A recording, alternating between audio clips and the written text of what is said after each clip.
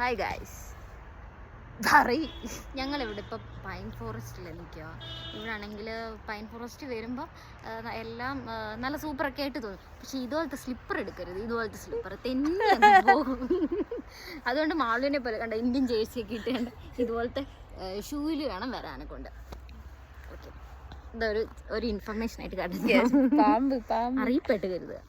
ഒന്നുകൂടെ പറയണം, ഇതുപോലത്തെ ഇവിടെ ഒരു അമ്മച്ചിയുണ്ട്.